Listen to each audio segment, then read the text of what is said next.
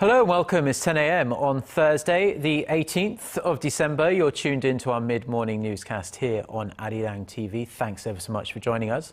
I'm Mark Broome. Let's take a look at what's making the headlines. The United States and Cuba announce a historic move to normalize their diplomatic and economic ties, ending 50 years of virtual separation. Amid threats against cinemas, Sony Pictures has decided to shelve the December 25th release of its controversial comedy The Interview, after most large theatre chains declined to show it.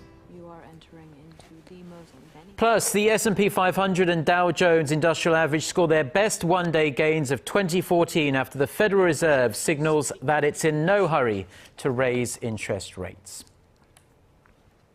Separated by 150 kilometers of water and 5 decades of bitter history, the United States and Cuba have begun to make up by restoring diplomatic and economic ties. For more on this, we join Eunice Kim at the News Center.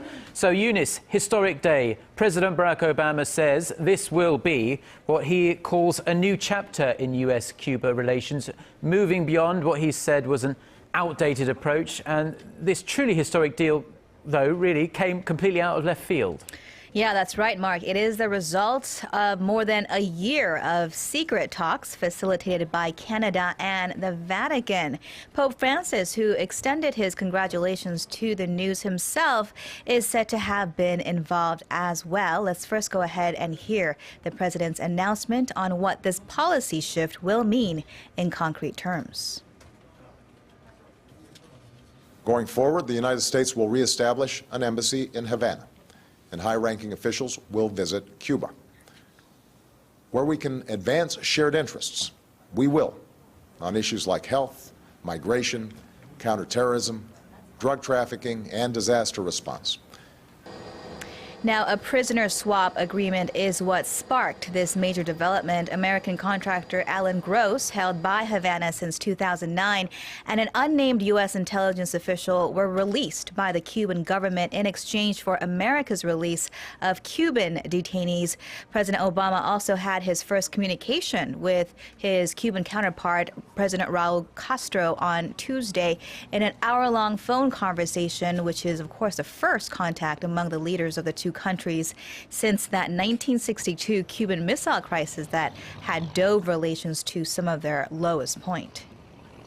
Yes, and almost brought about World War III. Fortunately, it didn't, of course. But the speed at which this happened has taken everyone by surprise.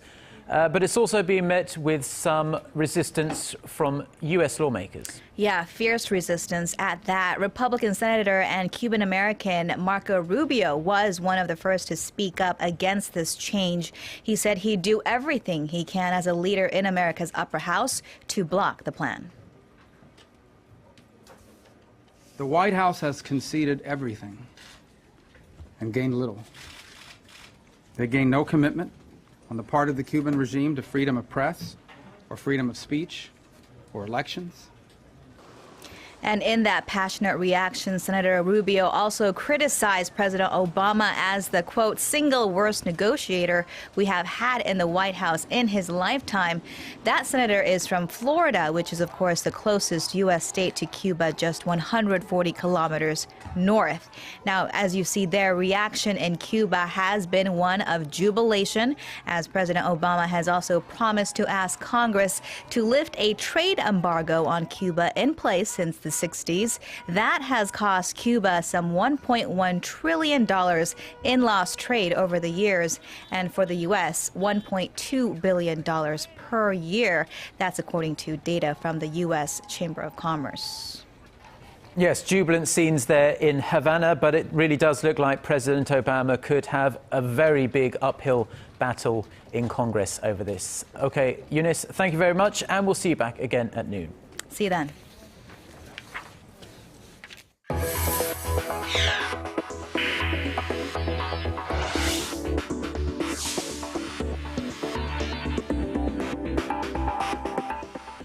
Now let's turn to news a little closer to home, just across the inter-Korean border, in fact, where on Wednesday North Korea commemorated the 3rd anniversary of the death of its former leader Kim Jong-il. Pyongyang's official Korean Central News Agency reported that the North mourned the death of its late leader with horns ringing out around the country at noon. Kim's son, current North Korean leader Kim Jong-un, together with his wife Lee Sol-ju, hosted a commemoration ceremony at the Kumsusan Memorial Palace, which you can see there. Some of North Korea's top officials were present, including Kim Young-nam, who is the North's ceremonial head of state, and North Korean Special Envoy Che Ryong-hae, who is a very important man in North Korea as well. Kim Jong-un's aunt, Kim Kyung-hee, was not seen, though. There have been reports that she is actually dead. She might have died of a stroke, according to reports, during an argument with her nephew over the execution of her husband, Jang Sung-taek, late last year.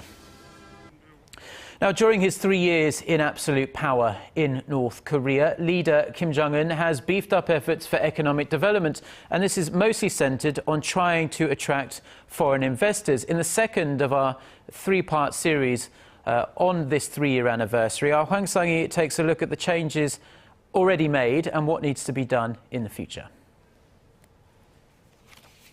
You see high-rise apartments, taxis, people using mobile phones, and children on rollerblades all on the streets of the North Korean capital, Pyongyang. Now, North Korea has recorded 3 straight years of economic growth, although it is in the 1% range, and experts attribute this to Kim Jong-un's relaxed regulations. Small companies have been granted autonomy in management, although there are limits to self-sufficiency. Such marketization through 장마당 or black markets allows people to more easily buy materials. But for a real economic liftoff, North Korea needs to attract foreign capital. For that, 10 more special economic zones were established this year, raising the total number to 24. North Korea claims over 300 foreign firms from countries like Australia and Singapore have invested more than $1.4 billion, although these zones are known to have received just $400 million, with 80% of the money coming from China. North Korea's unilateral manner of doing business is keeping investors away, says a Dutch businessman who leads business-related missions to North Korea. North Korea is also open for business and for foreign investment, but the foreigners, they are not going on a large scale into North Korea. And this is all politics, I'm afraid.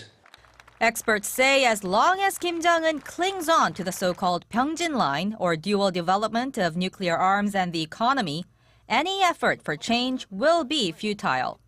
North Korea may become more aggressive in introducing reform measures next year to form a Kim Jong-un-style economy. But there will be limits unless there is progress in dialogue on the nuclear issue, like the resumption of the six-party talks. They also note the need for secure legal measures, as the world saw North Korea's commitment problem when it unilaterally closed down the inter-Korean Kaesong industrial complex for 5 months last year. Hwang Sang-hee, Arirang News. Said that a team of South Korea. Get connected to Korea and the world. Join us every weekday for the latest developments out of Korea, Asia, and beyond. On air, on your mobile, and online, we lead the way every day. Arirang News. To try and resolve the crisis in Ukraine, the European Union also offers $15 billion. Stocks on Wall Street have surged after the Federal Reserve signaled that it's in no hurry at all to raise interest rates. The Dow Jones Industrial Average actually jumped 288 points, or 1.7%, after the Federal Open Market Committee, in a statement, said it would respond more flexibly in normalizing monetary policy. Also on Wall Street, the S&P 500 rose 2%. That's its best gain of the year. The Nasdaq also rose sharply, 2.1%, by the close of trade on Wednesday. The Fed said that the new guidance was consistent with its previous stance that it would keep borrowing costs near zero for a, quote, considerable time. Now, the troubled Russian economy has investors scrambling to get away from Moscow in search of safer markets, and its currency crisis has set off a very troubling ripple effect on other emerging markets. Our Ji Myung-gil reports. The falling ruble and collapse of Moscow's bond and stock markets are rattling investors as they unload bonds in search of safer havens. In such an unstable and volatile atmosphere, many fundamental factors are not working anymore and panic prevails, which is not good. At this moment, the mood in the market is not very positive. The crisis is having a ripple effect on other emerging markets, sparking a sell-off in countries like Mexico, Brazil, and India, which have been relying on foreign capital inflows to fund their growth. But this sudden exodus of money could jeopardize their fragile economies. Experts also worry of further negative effects, especially if large state-run energy companies get cut off from the bond market and are left with no other financing options. This could lead to slowing investments and growth, resulting in corporate defaults down the line. Market analysts say with falling oil prices and Russia edging towards a return to its financial meltdown of 1998, the country's exclusion from the MSCI Emerging Markets Index is strongly being considered. Ji Myung-gil, Arirang News. Now, staying with economic news, and two-way trade between Korea and Vietnam is on course to smash an all-time yearly high in terms of volume this year. And this forecast is expected to rise even further as the Korea-Vietnam free trade deal is set to come into effect in the months to come. Our Kim Ji-yeon reports. Korea and Vietnam are hitting it off on the trade front. Trade volume between the two countries is forecast to surpass $30 billion for the first time this year. The cumulative volume between the two already recorded $25 billion during the January to October period, 40 times more than what was recorded when they first opened trade ties some 40 years ago. And it seems the volume is expected to shoot up even further, as a bilateral free trade agreement was concluded earlier this month.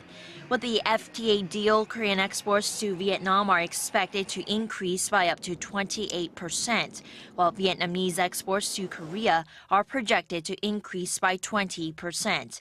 In turn, it's expected to boost Korea's GDP by up to 0.7% and increase Vietnam's by more than 3%. Vietnam is currently Korea's 8th largest trading partner, while Korea is Vietnam's 6th largest. Korea's exports to Vietnam are mainly in the form of intermediate goods such as steel, petrochemical products, and electronic components. A large portion of their imports of Korean goods are made by some 3,000 Korean companies currently located in Vietnam. For example, Korean exports of telecommunications parts rose sharply by 24% this year from the previous year, following a $5 billion investment by Korea's Samsung Electronics after it built a plant in the Southeast Asian nation. Korea imports textiles and agriculture and fisheries products from Vietnam and is expected to open up its market for nearly 500 additional Vietnamese products. Kim Ji-yeon, Arirang News.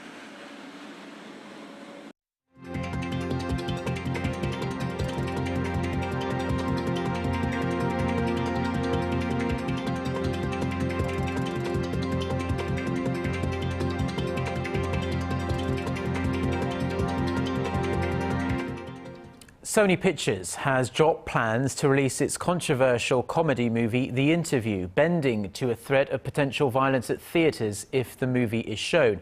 This unprecedented development came as sources told news networks that the US government is preparing to hang the recent Sony hack on North Korea. Shin Se-min reports. There will be one less movie included on the theater lineup on Christmas Day as Sony Pictures has decided to shelve The Interview, its controversial comedy about the fictional assassination of North Korean leader Kim Jong-un. Sony said it reached its decision after theater circuits across the U.S. said they wouldn't be showing the movie because of the recent threat against cinemas. The studio said that while it was deeply disappointed and stood by the right to freedom of expression, it respected and shared the exhibitors' concerns. Prior to Sony's decision, Regal, Cinemark, and Carmike Cinemas dropped The Interview after hackers that identify themselves as Guardians of Peace threatened a 9/11 style attack on theaters that screened the film. Regal had said that it pulled the movie due to wavering support of the film by Sony, as well as the ambiguous nature of any real or perceived security threats. And just as Sony canceled the release, U.S. intelligence officials told various news networks that North Korea was centrally involved in last month's hacking attack that paralyzed Sony's computer system and leaked sensitive information. The U.S. says there's hard evidence members of North Korea's elite cybersecurity team, known as Bureau 121, were behind the attack. U.S. authorities have not completely discounted the possibility that it could be an insider with a grudge against Sony, but they say the far-reaching nature and threat of violence goes far beyond what a non-North Korean group would do. Shin Se-min, Arirang News. The under-fire former vice president of Korean Air refused to answer reporters' questions early Thursday morning after wrapping up a marathon 12-hour session at a prosecutor's office in Seoul. Summoned for questioning over the so-called nut rage incident, Jo Hyun-ah left the Seoul Western District Prosecutor's office at around 2:15 a.m. Korea time. Prosecutors are seeking an arrest warrant for the 40-year-old. Yonhap News Agency cites a source within the prosecution as saying it could be issued as early as this Thursday. Jo sparked a national uproar early this month when she made the head steward deboard a flight bound for Seoul after allegedly reacting angrily to the way she was served some nuts. She is believed to have been grilled over allegations that she may have violated aviation laws by causing a delay in a commercial flight. Now, in what has become an annual tradition, really, Google has released its top 10 most searched items of the year, from celebrity deaths to the Ebola outbreak. The list provides a snapshot of the main events of 2014. Connie Lee has the details. It's that time of year again when Google releases its roundup of the most searched terms over the past 12 months. So what made the cut for 2014? Coming in at number 1, Robin Williams. The actor's sudden death this past August shocked the world and made his name the most searched this year. Coming in at number 2 was this year's World Cup in Brazil, followed by the Ebola outbreak, which has killed nearly 7,000 people to date. Another tragedy comes in at number 4, the disappearance of Malaysia Airlines Flight 370. And rounding out the top 5 was the ALS Ice Bucket Challenge. The movement to help raise awareness of ALS went viral this past summer, with dozens of Korean celebrities also taking part. The popular mobile game Flappy Bird is next on the list, followed by Conchita Wurst, the Austrian winner of this year's Eurovision Song Contest, who performs in drag. The Islamic State militant group that has brought terror to the world finished in 8th place. On a brighter note, Disney's hit movie Frozen comes in at 9th, and rounding out the top 10 was the Sochi Olympics. So there you have it. This list is derived from the more than 100 billion searches per month on Google, which controls 2/3 of the internet search engine market. Connie Lee, Arirang News. Now, at the local box office here in Korea, the current hit isn't a Hollywood blockbuster like Interstellar or anything like that, or even a mainstream Korean film. It's a heartwarming and tear-wrenching documentary about an elderly couple who've been together for well over 70 years, but still act like young lovers around each other. It's called My Love, Don't Cross That River, and the film has attracted throngs of younger filmgoers and is winning rave reviews. Kwon So-ah has the details. 할머니도 그래. 그러면 더 나았어? 더 나았죠. 그럼 난 또 당신 양주가 그래. 아이고 그냥 더 낫네. 아이고 좋소야 이쁘네요. Not many words were needed for this documentary to warm the hearts of more than 1 million moviegoers in Korea. My Love, Don't Cross That River tells the true 76-year love story of an elderly couple. 89-year-old Kang Ge-yeol and 98-year-old Jo Byung-man have been together since 1938. Director Jin Mo-young decided to zoom in on the couple's simple life in a mountainous village in Gangwon-do province after watching an earlier TV documentary about them called Gray-Haired Lovers. The film was released in 186 theaters late last month, but due to its popularity, it's now being shown on more than 800. Last weekend, the documentary beat out Hollywood blockbuster Interstellar. What's interesting is that the number of young people checking out the film is higher than expected. More than half of the viewers have been in their 20s. I felt a lot while watching The Grandmother. I learned what real love is about. I really enjoyed it. I want everyone to watch it. The movie has brought tears to viewers and film critics alike, who say the lifelong love story shows that real love does not wither with age. Kwon So-ah, Arirang News.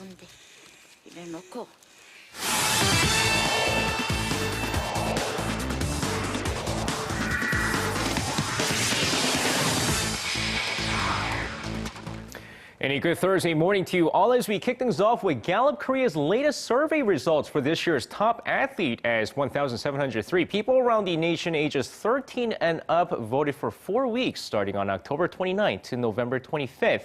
And receiving a total of 42% of the votes, rhythmic gymnast Son Yeon-jae was named the top athlete of the year in the survey for the second time since 2012. Now, during the Incheon Asian Games, she won Korea's first gold medal in rhythmic gymnastics, capping an incredible season she had in 2014. Meanwhile, figure skater Kim Yeon-ah came in second in the survey, followed by LA Dodgers pitcher Lee Hyun-jin. And now moving over to the 2018 Pyeongchang Winter Games, this time where despite the ongoing issues with Pyeongchang, the Korea Olympic Committee remained positive, especially when it comes to their results in 2018. Now, Korea had their best results back in 2010 during the Vancouver Winter Games, where they finished 5th in the overall medal standings. But they plan to surpass that during the 2018 Pyeongchang Winter Games, as the Korea Olympic Committee stated that their goal is finishing with 20 gold medals for a 4th place finish in the overall medal count. Now, confidence is high as they expect a 15.8 billion won, or roughly $14.4 million budget for next year in their Pyeongchang project. And now shifting over to artistic gymnastics, where the god of vault Yang Ak-sun signed a 2-year deal to be part of the Suwon City Hall team on Wednesday. Now, despite several teams around the nation trying to sign the London gold medalist, Yang Ak-sun chose Suwon City Hall as his team, signing a 2-year deal on Wednesday worth 400 million won, or roughly $364,000. Now, happy to be a part of the Suwon City Hall team, he's set to make his debut with the team in April of next year. And now finishing things off in football, where the Korea Football Association announced on Wednesday that the national football team will face Saudi Arabia before kicking off their Asian Cup in Australia. Now, with Uli Stilleke and crew needing all the preparations they can get, they'll be facing off against Saudi Arabia on January 4th in Sydney, Australia, right before the Asian Cup kicks off. Now, Saudi Arabia has won the Asian Cup 3 times and finished runner-up 3 times as well, as the nation has a slightly better record against Korea with 5 wins, 7 draws, and 4 losses. And that's going to wrap it up for me. This has been SJ. Have a great rest of the day, and see you guys again for your sports needs.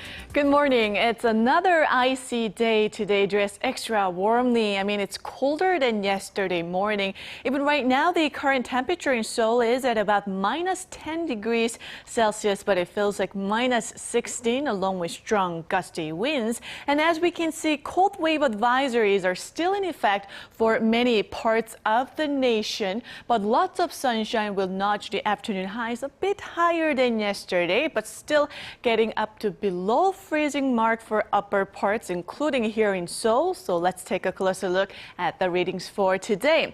Now, the top temperature in Seoul will hike up to -1, while Daegu and Gwangju should peak at 1 and 2, and Busan will top out at 3 this afternoon under lots of sunshine. And as for the other regions, Jeju Island will be getting up to 5, while Daejeon and Dokdo will be rising to -1. Now, cold snap should ease up tomorrow afternoon, with highs finally reaching above freezing. But it seems like we're going to have evening showers, which could likely to linger till Saturday morning. And starting next week, things though will get much milder, so stay warm till then.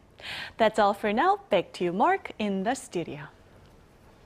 Thank you very much, Jian. We'll try and stay warm until next week. And that's all we have for now. There are plenty more stories for you to check out online. And we'll be back at noon Korea time with our next newscast. Until then, goodbye.